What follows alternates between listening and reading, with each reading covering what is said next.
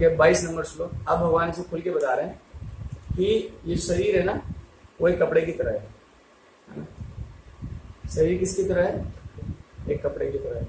वांसासी मतलब कपड़े, और जो कपड़े फट जाते हैं जीर्णानी, वांसासी जीर्णानी, यानी कि जब हमारे कपड़े, भाई कोई पूछेगा भाई शरीर बदलना ही क्यों पड़ता है, क्या हम हमेशा इस शरीर में नहीं रह सकते? तो भगवान उस बात का भी उत्तर दे रहे हैं कि नहीं रह सकते। कि कैसे? कि जैसे जब कपड़े बहुत ज्यादा फट जाते हैं तो हमको मजबूरन उन कपड़ों को बदलना ही पड़ता है, ऑप्शन ही नहीं है हमारे पास, है ना।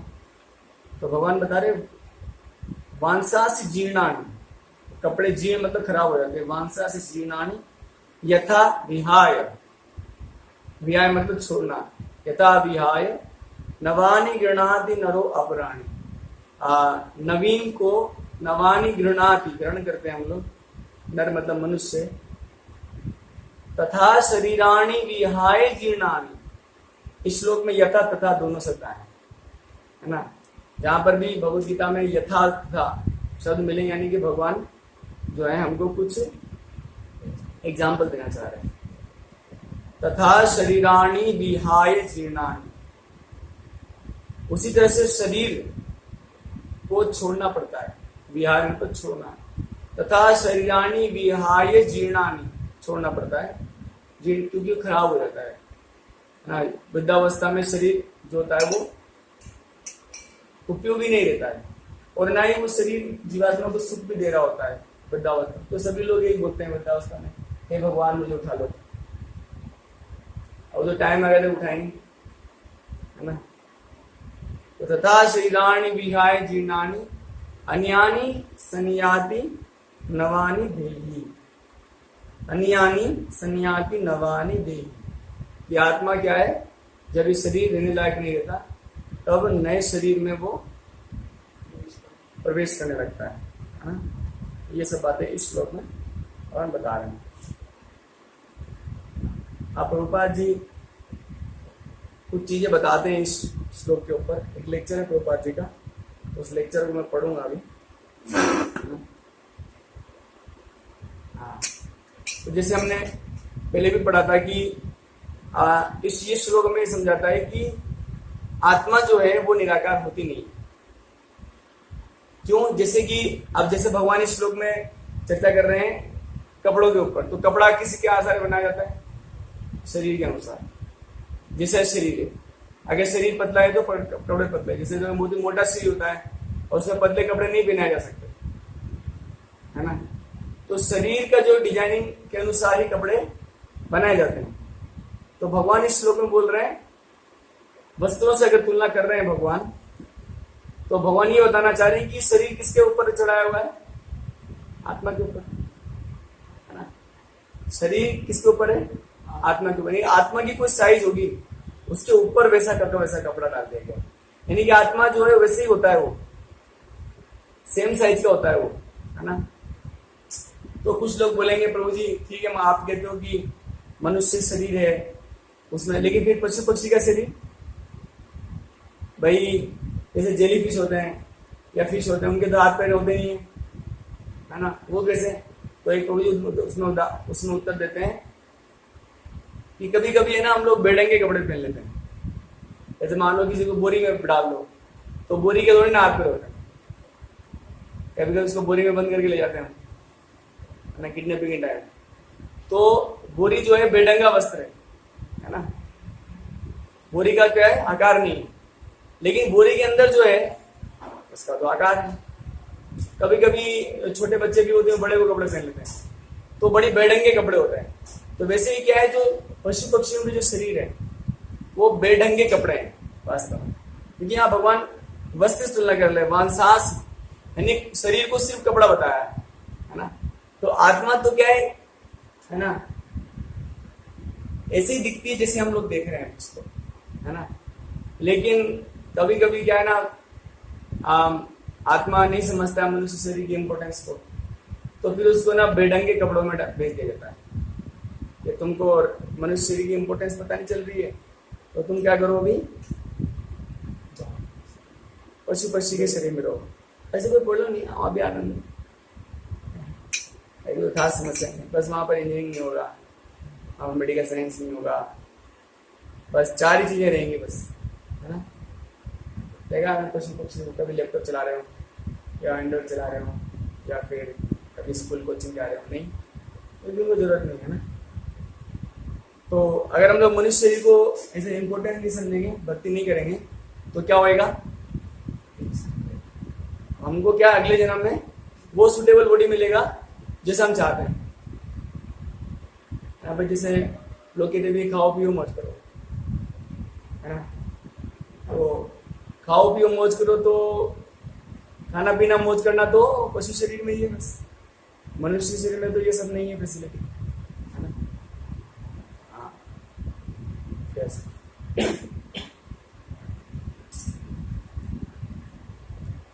तो इससे जो है ना पता लगता है, क्या पता लगता है इससे, कि आत्मा जो है क्या है, वो नहीं है, निराकार नहीं है वो। अगर निराकार होती, आपने कभी निराकार कपड़े पहना है, कोई निराकार कपड़े, आकार होगा तो कपड़े बनाओगे, तो कभी देखा निराकार कपड़े पहना रहे हो आप, तो निराकार होता क्या है बताओ, कोई ऐसी चीज बताओ, मेरे को कोई ऐसी का आकार नहीं होता, आपको दोस्त इसका आकार नहीं,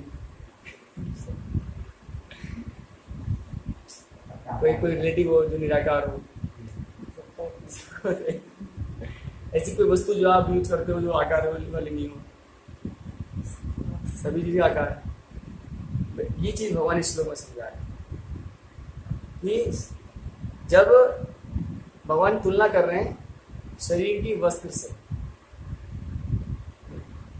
तो वस्त्र जो है वो शरीर के अनुसार बनाया जाता है, तो आत्मा के ऊपर ये जो शरीर रूपी वस्त्र है, अगर इसका आकार है तो निश्चित रूप से आत्मा का भी आकार होगा ही होगा।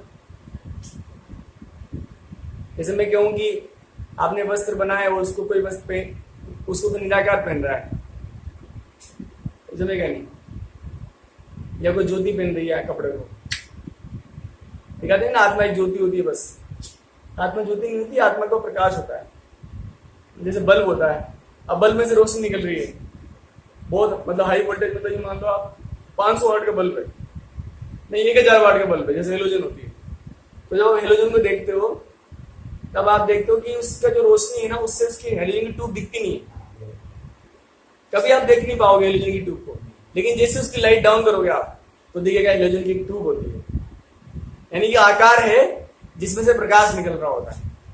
तो वैसे भगवान का भी आकार होता है, जैसे ये जो है तो भगवान का आकार है देखो, लेकिन उनसे ये ज्योति जो निकल रही है ना, इसलिए लोग भगवान को निराकार बताते हैं या भगवान को एक ज्योति स्वरूप बताते हैं, लेकिन भगवान का हमेशा से एक आकार होता है, जैसे हेलोजन की ट्यूब होती है, अब इतनी थर्ड क्लास चीज है हेलोजन, उससे उससे उसका भी तो उससे इतना प्रकाश निकला, तो भगवान तो कितने प्रकाशमान होंगे।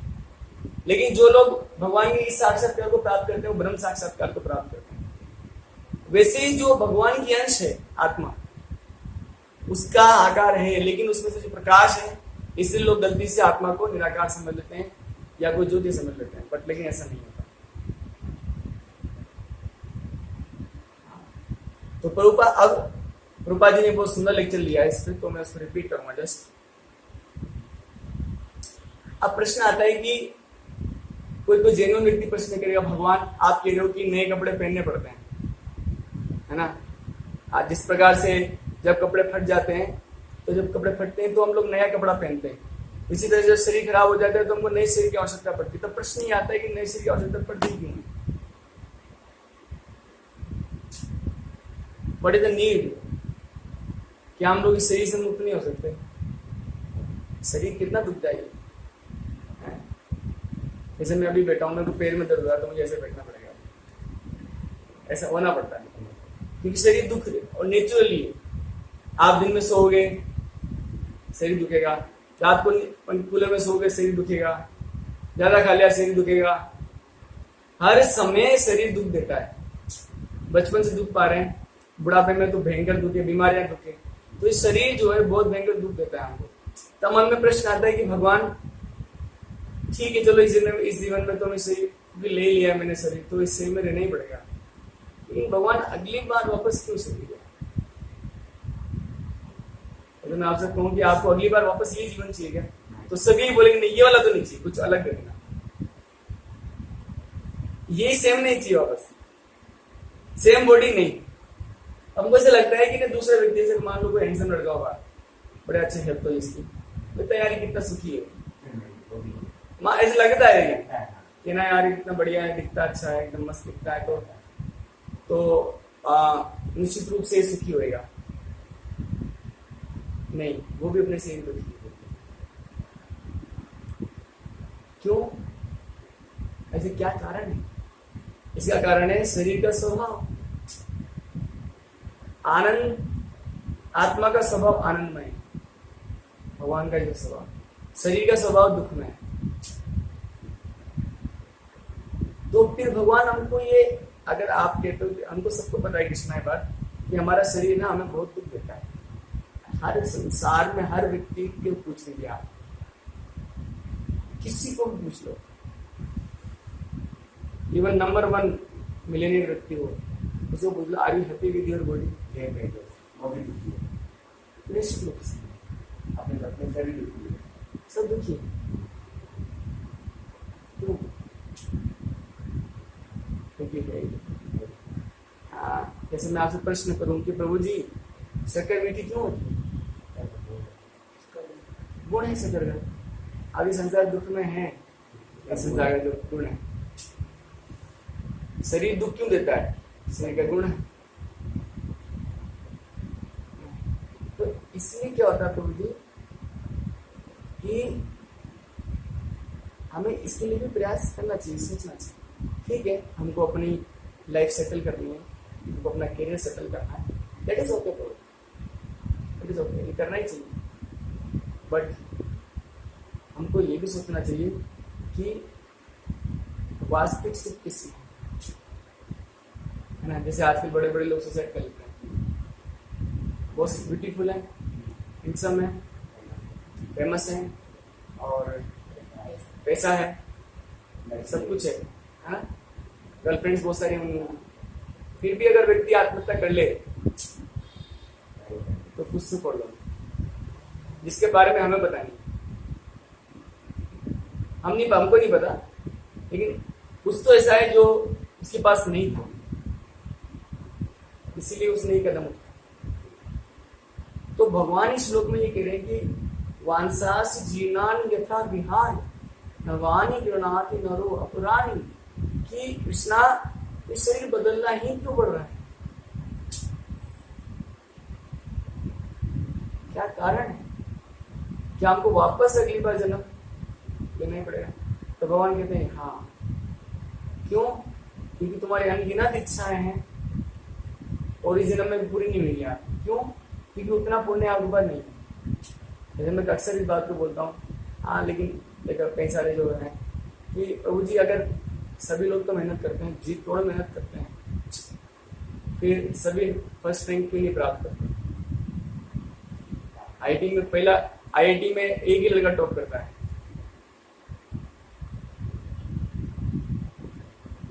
ना?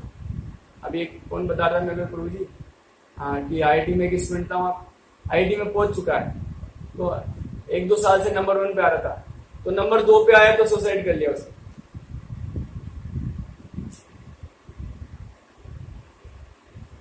क्या हमारा एजुकेशन सिस्टम इतना कमजोर सिस्टम है कि अंदर के मन को मजबूत नहीं कर पाते हैं, तो कमी है हमारे हृदय की। तो यहाँ पर भगवान बता रहे हैं, श्रील प्रभुपाद जी बता रहे हैं कि आत्मा को दूसरे इसलिए प्राप्त करना पड़ता है क्योंकि इच्छा है। ये तो निश्चित है ना बोली कि हम लोग इस जन्म में अपनी पूरी इच्छा, सारी इच्छा पूरी नहीं कर सकते, और वो सारी इच्छाओं को भगवान नोट कर रहे हैं। उन इच्छाओं का पूरा किया जाएगा अगली बार, अगली बार पूरा किया।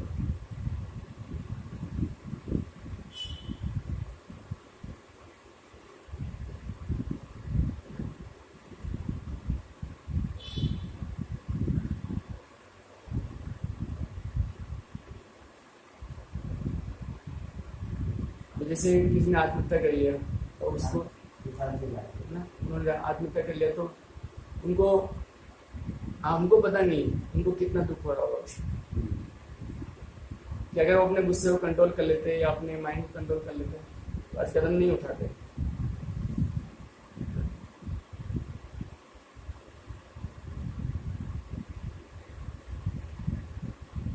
सिंपल यही प्रॉब्लम है कि इच्छा ही हमें समस्या उत्पन्न करती है ना।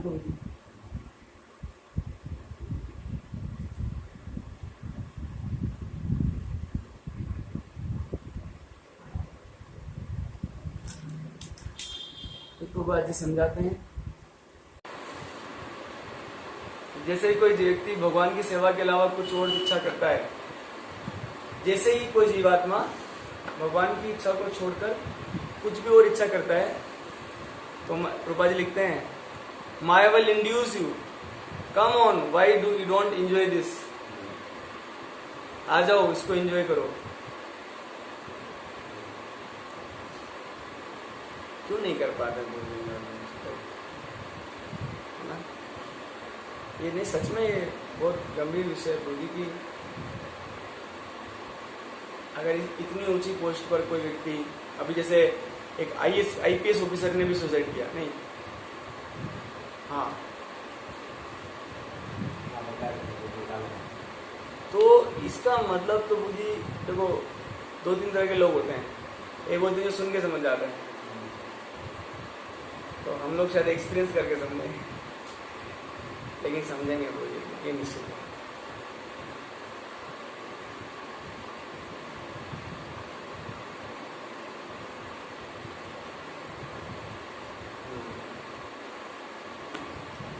अब इस एक बहुत महत्वपूर्ण बात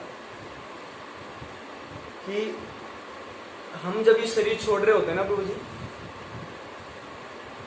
उससे पहले हम अपना नया शरीर तैयार कर चुके होते हैं। ये भी श्लोक समझ में आता है। जैसे मान लीजिए कि मैंने अभी ये कपड़े पहन रखे हैं, ठीक है, मैं इन कपड़ों को उतारूंगा जब मैं जो सूखे हुए कपड़े मेरे उसको लाके बेड पे रख दूंगा। ये निश्चित कर चुका हूँ कि मेरे पास अभी नए कपड़े हैं पहनने के लिए, तब मैं इसको छोड़ूंगा। फैक्ट है। जब तक मेरे पास नए कपड़े नहीं है मैं इसको छोड़ नहीं सकता, ये सभी जानते हैं बात। इसका मतलब ये है कि शरीर छूटने से पहले हमारा नया शरीर तैयार हो चुका होता है। जब भी शरीर छूटना होगा ना प्रभु जी, उससे पहले हमारा अगला शरीर तैयार हो चुका होता है, हमें सिर्फ उस शरीर में प्रवेश करना होता है बस।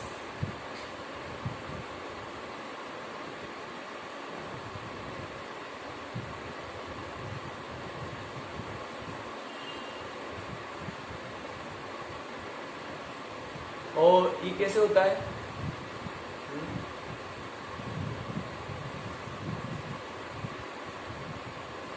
जैसे हमने बताया था कैसे होता है। हमने इच्छा करी, परमात्मा ने सैंक्शन किया और प्रकृति ने अरेंज किया। ये 3 घटनाएं होती है। भगवान डायरेक्टली अरेंज नहीं करते हमारे लिए शरीर। जैसे मया अध्यक्षेण प्रकृति सूयते सचरा अचरम, कि जो प्रकृति होती है, जैसे लोग कहते हैं ना मटेरियल नेचर सब कुछ है, मटेरियल नेचर सब कुछ है, भगवान नहीं होते हैं और मटेरियल नेचर सब कुछ होती है ना। प्रभु जी को बाहर निकालो।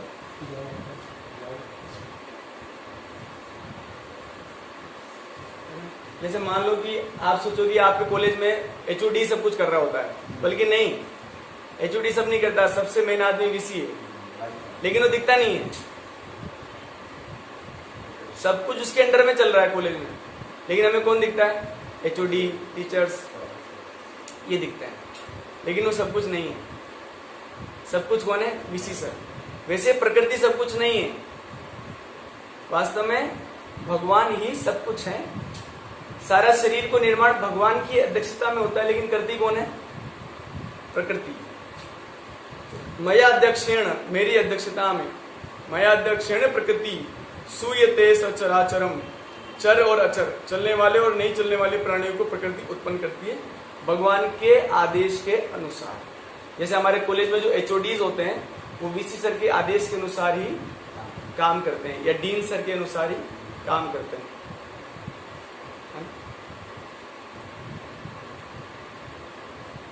तो यहाँ पर तो ये बहुत अच्छा हो रहा है कि भौतिक प्रकृति एक दर्जी के समान है। ये जैसे दर्जी हमारे लिए कपड़े सिलता है वैसे भौतिक प्रकृति हमारे लिए शरीर तैयार करती है। नेक्स्ट शरीर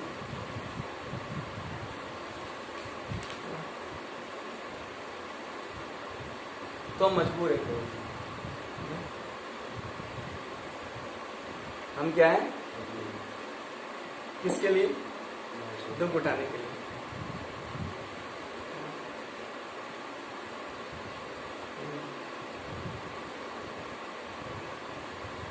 अब प्रश्न आता है कि क्या प्रभु जी सभी लोगों को जबरदस्ती ही दूसरे शरीर में डाल दिया जाता है या उनकी भी कोई इच्छाएं रहती हैं?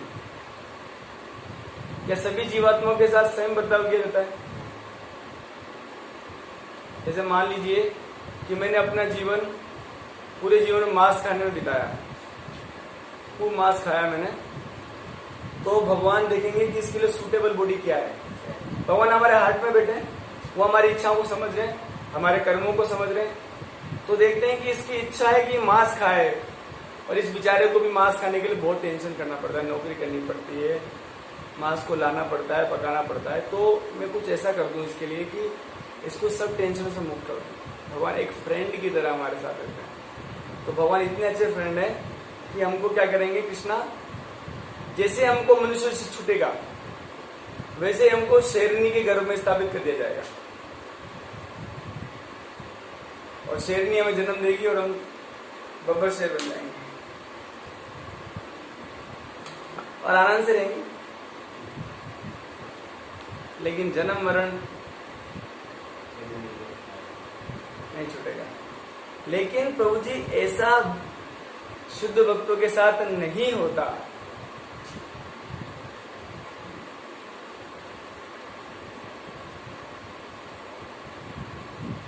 शुद्ध भक्त जैसे हमने कथा सुनी थी वृत्तासुर जी की, उनको पता भी होता है कि उनको नेक्स्ट शरीर क्या मिलेगा। जैसे हमें पता नहीं चलता कि हमें नेक्स्ट शरीर क्या मिलेगा, मनुष्य ही बनेंगे या ढांडे बनेंगे या जानवर बनेंगे, क्या बनेंगे हमको पता नहीं। लेकिन भगवान का जो शुद्ध भक्त होता है ना, वो ये जानता है कि मुझे इस शरीर के बाद क्या शरीर मिलेगा। जैसे वृत्तासुर जी इंद्र को बोल रहे हैं, अरे भैया इंद्र तू मारता क्यों नहीं है, क्यों नहीं मारता है तू, मुझे तो मरना है। बोले क्यों मरना चाहते हो आप? बोले जैसे तू मुझे मार देगा मैं भगवान के धाम जाऊंगा।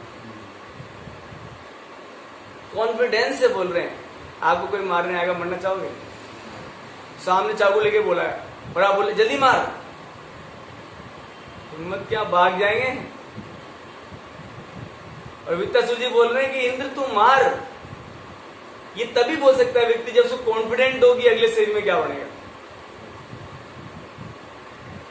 तो भगवान के जो शुद्ध भक्त होते हैं ना, जो शुद्ध भक्त हैं, वो ना तो मृत्यु डरते हैं ना मृत्यु के बाद के जीवन से डरते हैं। वो सिर्फ शुद्ध भक्तों को चुनाव कर सकते हैं अपने अगले जीवन के लिए।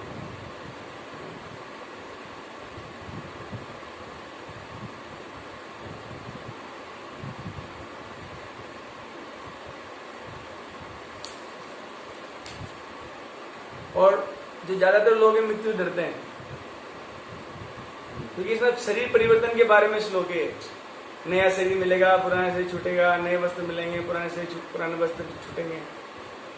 तो यानी कि इसमें शरीर परिवर्तन के ऊपर काफी बताया, यानी कि मृत्यु की घटना को शामिल किया गया है इसमें। तो अगर देखें तो सब लोग मृत्यु डरते हैं। यदि यहाँ सांप आ जाए तो हम नहीं बैठ सकते, उसको मारना पड़ेगा सांप। लेकिन प्रहलाद महाराज को सांप के घर में डाल दिया। बड़े बड़े सांप थे, 4 मुख वाले, 5 मुख वाले, उनको तो डर ही नहीं लगा है ना। तो क्या कारण है प्रभु जी कि ये शुद्ध भक्त जो होते हैं मृत्यु डरते नहीं? क्या कारण हो सकता है प्रभु?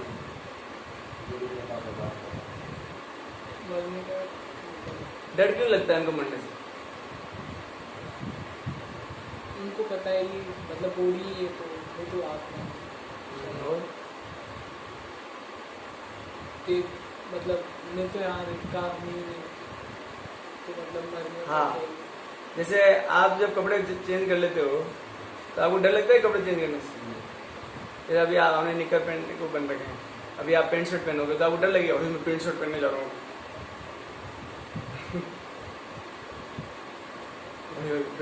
भाई पैंट शर्ट नहीं पहनो, डर लग रहा है तो नहीं लगेगा ना प्रभु जी। क्यों? क्योंकि कपड़े बदलना एक सामान्य घटना है। तो भगवान का जो शुद्ध भक्त होता है वो ये समझता है कि ये शरीर एक वस्त्र है, इसलिए मृत्यु से डरता नहीं। जड़ ब्रज जी को पकड़ के ले जा रहे थे प्रभु जी, बोले देखो बलि देंगे, बोले तैयार हूं, हमको ले जाए। मर जाऊंगा आज में गुटे में चालू। लेकिन जड़ ब्रज जी देखिए, और बलि से पहले पता है मेरे को बलि देंगे, खाना खिलाया, बस खूब खाया। आपको सोचो आपको ना वो आपके सामने ना वो तलवार को घिस रहा है, ऐसे करके, ऐसे करके घिस रहा है वो, और आप भी करते हो टिकाएगा और उसी के सामने वो बिठाया खिलाने के लिए, वो क्या निवाला जाएगा अंदर? एक निवाला जाएगा अंदर? वो तो मस्ती से खा रहे हैं। ऐसी पर्सनैलिटी है भगवान के पास, बड़ा जिगरा है, बड़ा छाती लेके घूमते हैं, कमजोर व्यक्ति नहीं है भगवान के पास, एकदम बिंदास घूमते संसार में। जड़ भरत जी घूमते रहे, क्या मारेगा तू? नहीं मार सकता है ना? तो भक्तों के लिए मृत्यु एक सामान्य घटना है, लेकिन अभक्तों के लिए, जो भक्त नहीं होते हैं, उनके लिए वो डर, मृत्यु डर लेके आता है।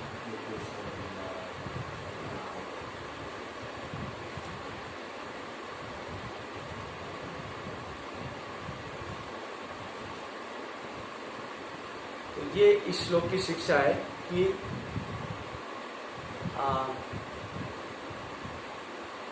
ये जो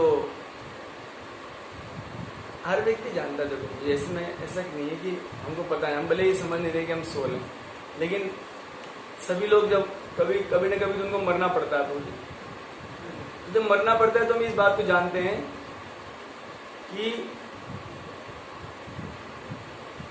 आपने सुना होगा कि वो चले गए, चला कौन गया यार? शरीर को प्रेम करते हो ना, और आपके जो आपके हैं वो भी आपको शरीर को प्रेम करते हैं। तो जब ये मृत्यु हो जाती है तो उसे जला क्यों देते? अभी जला सकते हैं? क्यों?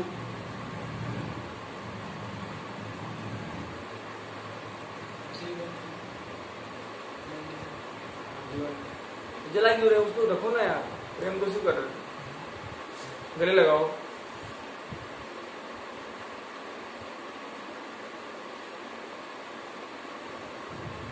खत्म तो खत्म, फिर नहीं आ सकता।